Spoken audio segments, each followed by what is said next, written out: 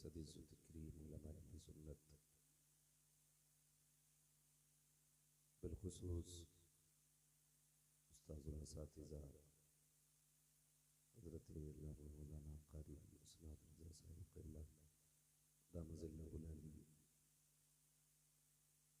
और महफ़िल पाक में तशरीफ़ फरमा मोहतरम बुज़ुर्गों, नौजवान साथी, अज़ीज़ बच्चों, अस्सलामु अलैकुम व रहमतुल्लाहि व बरकातुहू।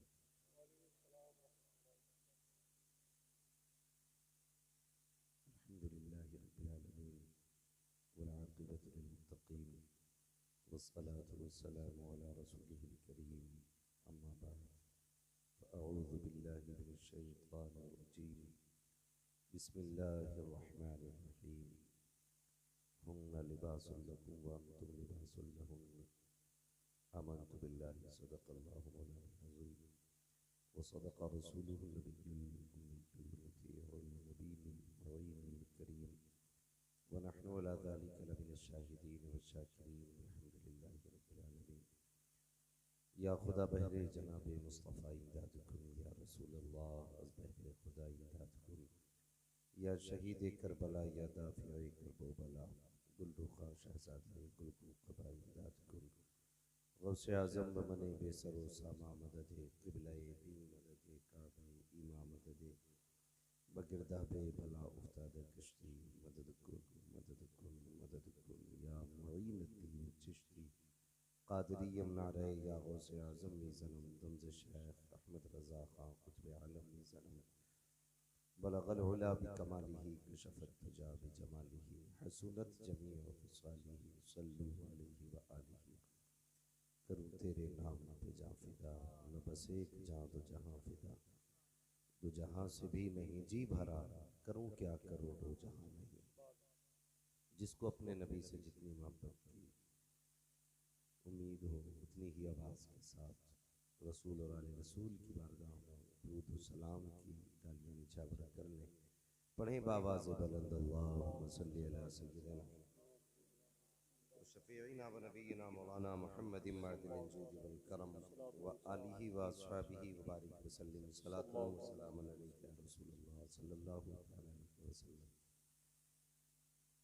मैं मुबारकबाद पेश करता हूँ साहिब खाना को और बिलखुसूस अपने उस भाई को जिनके निकाह के मौके पर इस अजीम महफिल का इनेकाद किया गया।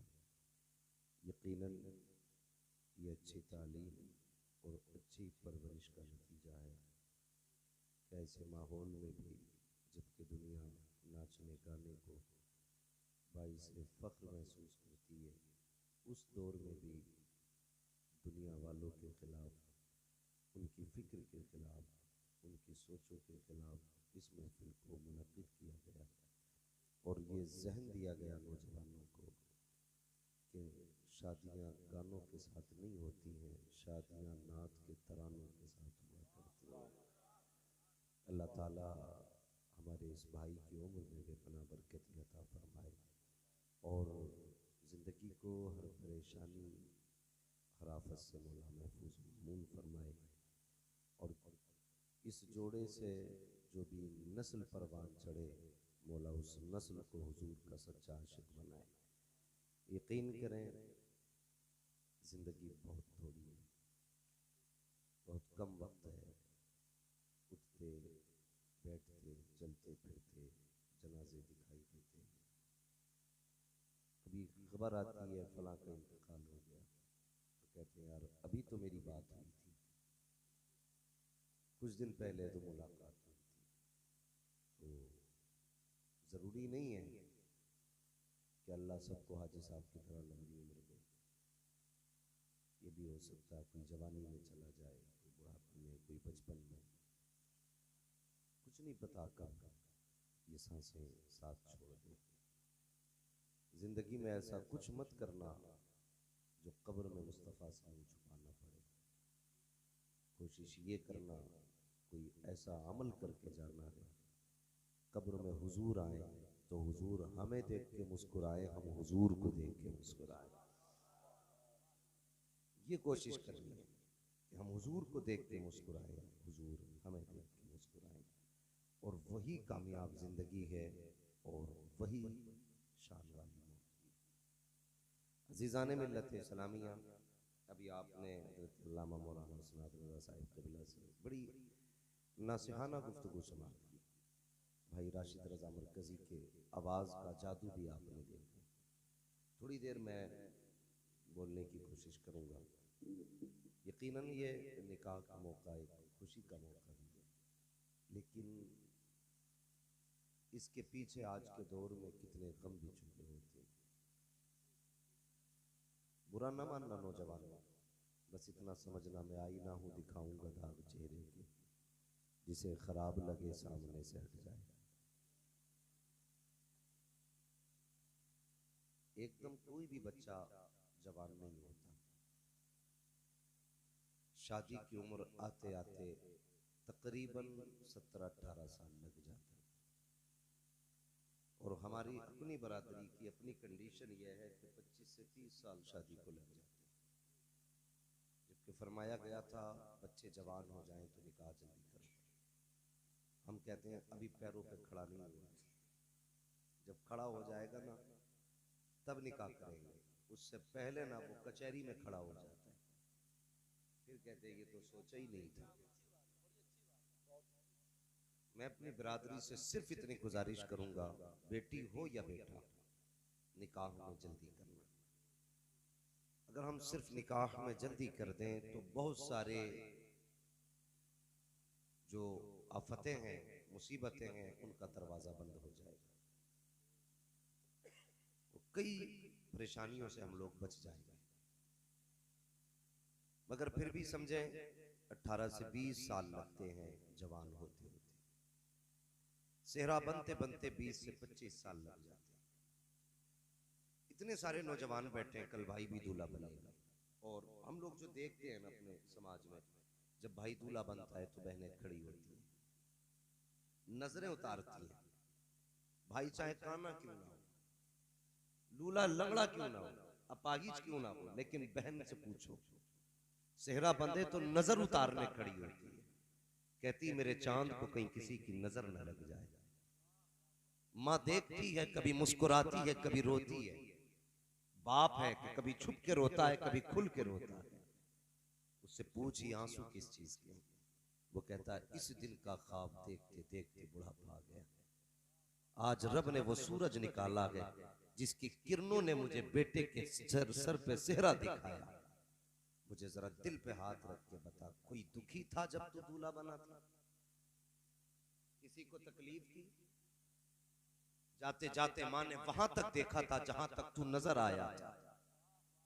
बहन ने चलते चलते अपने आंचल से तेरी नजरें उतारी, और बाप के पूछो तो उसका पैर ही जमीन पे नहीं था। मारे खुशी के वो आसमान छू रहा था। लेकिन जरा दिल पे हाथ रख के बता, तुझे किसकी नजर लग गई जब तू ससुराल से पलट करके आया? तो जो मुस्कुराते हुए छोड़े थे तेरी कुछ दिन की जिंदगी के बाद, उनकी आंख में आंसू तेरी वजह से क्यों आ गए? खुद सोचे इस बारे में। जिस बाप में ऐब उस वक्त निकालते हो जब तुम बच्चे वाले हो जाते हो, क्या तुम्हें शादी से पहले भी उस बाप में ऐब नजर आए? कभी तुमने कहा मेरा बाप तंग नजर है? कभी तुमने कहा कि मेरी माँ रोटी देने में कंजूसी करती है? कभी तुमने कहा कि बहन वक्त पे कपड़े तैयार नहीं रखती? आखिर ये कौन सा पलटा तुम्हारी जिंदगी ने खाया कि निकाह किया, तुमने नई जिंदगी का आगाज किया और सारे रिश्तों के माने बदल के रख दिए? कभी बहन रोती हुई घर से पलट रही है, कभी माँ आंसू छुपा करके कमरे में रो रही है। क्यों आखिर ये जिंदगी में मोड़ आए? जानते हो, उसकी सबसे बड़ी वजह यह है कि हमने अपने वालिदैन के साथ नमक हलाली नहीं की। ये सबसे बड़ी वजह है। ये मत सोचना मैं किसी की तारीफ करके जाऊंगा। भाई आज दिक्कतें, माँ बाप रो रहे हैं, खुदा करे सबके बेटे सेहरा पहने।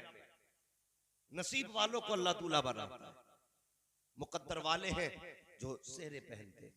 मगर इसका मतलब ये तो नहीं कि इस सेहरे के बाद तुम सभी के इज्जतों के जनाजे निकाल दो, कभी नहीं। ये वही माँ बाप है जो तेरे दूल्हा बनते वक्त कह रहे थे मालिक मेरे बेटे की हिफाजत करना। ये वही माँ है जो मुड़ मुड़ के तुझे देख रही थी। ये वही बहन है जो कहती थी सहेलियों से देखो मेरा भाई कितना खूबसूरत लग रहा है। आज मुझे बता तो सही, जब वही बहन तेरे दरवाजे पे आती है, कभी चेहरा मोड़ लेता है, कभी हाथ पीछे कर लेता है, कभी कहता है तेरे आने से सुख चला जाता है, कभी कहता है तेरे आने से झगड़े बढ़ जाते हैं, वो बहन जो तुझे मुड़ मुड़ के देख रही थी, तू आज उसे एक नजर देखने तैयार नहीं है। पता इस बहन का कसूर क्या है, इसकी खता क्या है? सिर्फ इतना कसूर है कि खुदा ने इसे बेटी बनाया है, इसे बेटी बनाया है। लेकिन याद रखना मेरे प्यारे, जब दुनिया साथ छोड़ देगी तब यही बहन तेरे बाजू में नजर आएगी, यही बेटी तेरी बगल में नजर आएगी। और यार जब बेटे धक्का देते हैं तब बेटियां सीने से लगाया करती है, इनसे चेहरे ना मोड़ना, इनसे रिश्ते ना तोड़ना। जब सारे रिश्ते धक्के दे दिया करते हैं तब इनके रिश्ते तुम्हें आगे बढ़ के सीने से लगाया। नारे रिसालत, उलमाए अहले सुन्नत, मसलके आला हजरत। अल्लाह तौफीक दे। सारे सेहरा पहनो, लेकिन कभी बाप को मत भूलना, माँ को मत भूलना। कई बार एक साहब कहने लगे हजरत मैं ड्राइवर हूँ। मैंने कहा फिर? कहने लगा मैं गाड़ी चला रहा था, मेरी आंख लग गई और देखो मेरी प्रैक्टिस कितनी आई थी, मैं नींद में भी गाड़ी सीधी चलाता रहा। मैं हंसने लगा। उसने कहा हंसे क्यों? मैंने कहा इस बात को हंस रहा हूं, हुआ क्या है, तू सोच क्या रहा? उसने कहा क्या? मैंने कहा तेरी गाड़ी को तेरी प्रैक्टिस ने नहीं बचाया, तेरी गाड़ी को किसी की दुआओं ने संभाल रखा था। जब जिंदगी की गाड़ी पटरी से बहकती है तब तुम्हारी माँ की दुआएं आके कांधा दिया करती, तब तुम्हारे बाप की दुआ या जुमले उन्हें संभाल लिया करते। और हम ये सोचते हैं कि नहीं जी ये सब हमारी मेहनत का फल, हमारी ताकत है। नहीं, तेरी ताकत क्या है, औकात क्या तेरी, तू एक कदम भी चल सके नहीं। कभी अपना मत समझना, जो कुछ भी बने हो, कुछ भी है, ये सिर्फ माँ बाप की दुआ है। ख्याल करना मेरी बात का, अल्लाह तुम्हें दूल्हा बनाए सेरे पहने, लेकिन माँ बाप का हक अदा करना है, माँ बाप का हक अदा करना। और माँ बाप से भी थोड़ी सी गुजारिश कर लूं, बुरा ना मानिएगा। शिकायत क्या करते हैं? शिकायत ये करते हैं कि साहब बहू जो है ना बिल्कुल इज्जत नहीं कर रही।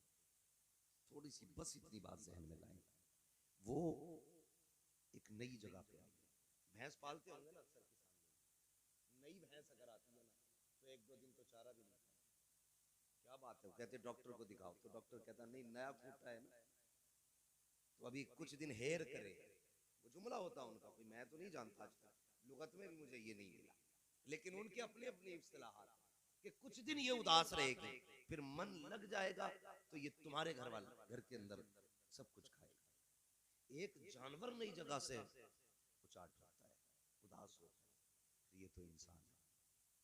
ये जो तुम्हारे घर में आने वाली है ना, ये माँ छोड़ के आई, बाप छोड़ के आई, भाई छोड़ के आएगा, बहन छोड़ के आएगी, सहेलियां छोड़ेगी, बचपन की यादें छोड़ेगी, सब कुछ छोड़ के नई जगह पे आएगी और आकर के नए लोगों में अपनापन तलाश करेगी। ऐसा तो नहीं है तुझे पहले दिन वो प्यार दे जो तेरी बेटी ने दिया। तो ये कहा करते कि बहू इज्जत नहीं करती, मुझे बता तो सही, खुद अपने गरेबान में झांक के देख। अगर तेरी बेटी से गिलास टूट जाए तो कहता है पगली संभाल के चला कर, अगर बहू से कप टूट जाए डायरेक्ट ताना दिया तेरे बाप ने ला के रख दिया था, कहां से लेकर के आई है, तेरे बाप का दिया हुआ है। और जबान को लगाम दे, जब तेरी बेटी नुकसान करती है तो तू उसे प्यार से समझाया करता है, जब पराई बेटी से नुकसान होता है तो कुत्ते की तरह डांटा करता है, फिर कहता इज्जत नहीं मिल रही है। दावे के साथ कहता हूँ, खुदा की कसम खा के कहता हूँ, पराई बेटी को अपनी बेटी की तरह देख और लहजा संभाल के बात कर। ये बहू जरूर है लेकिन बेटी की तरह तुझे प्यार भी देगी, तेरी इज्जतें भी करके देगी। सुभान अल्लाह, नारे तकबीर, नारे रिसालत।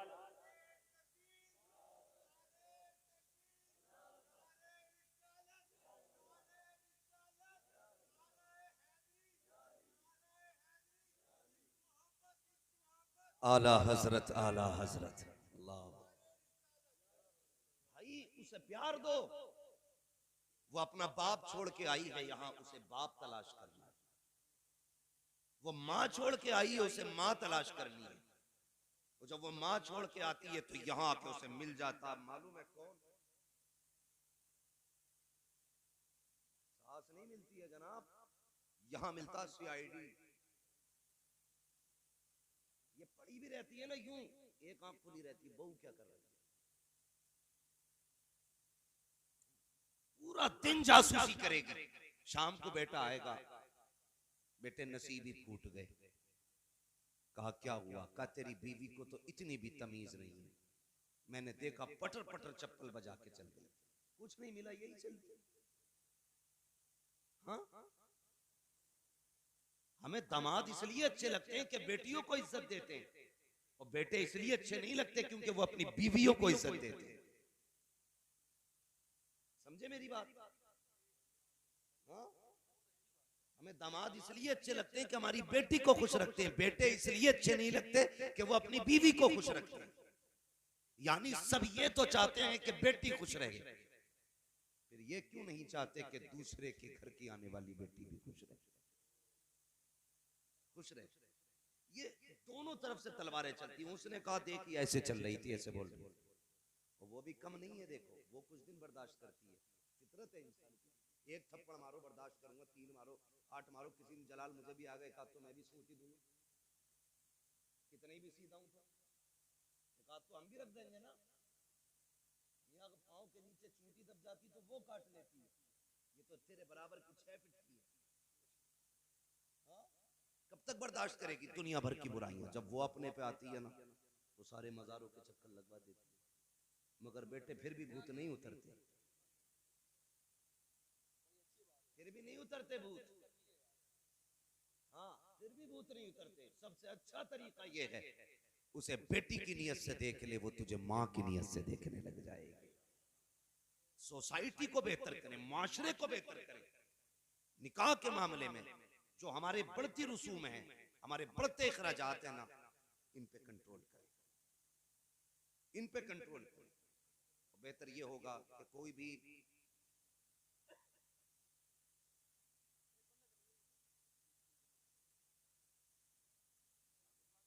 भी नाजायज काम, फजूल खर्ची ये नहीं होनी चाहिए।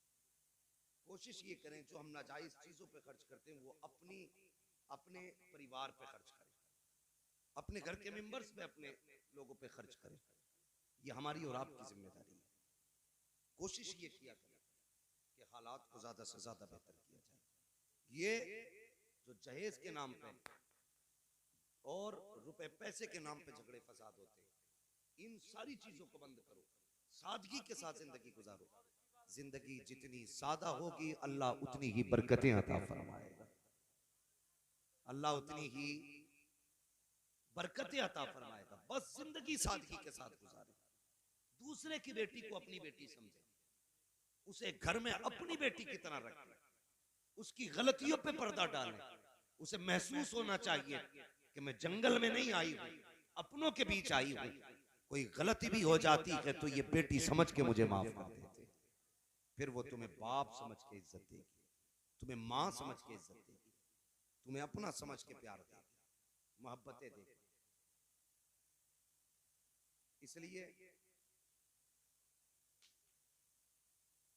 इसलिए कोशिश ये करें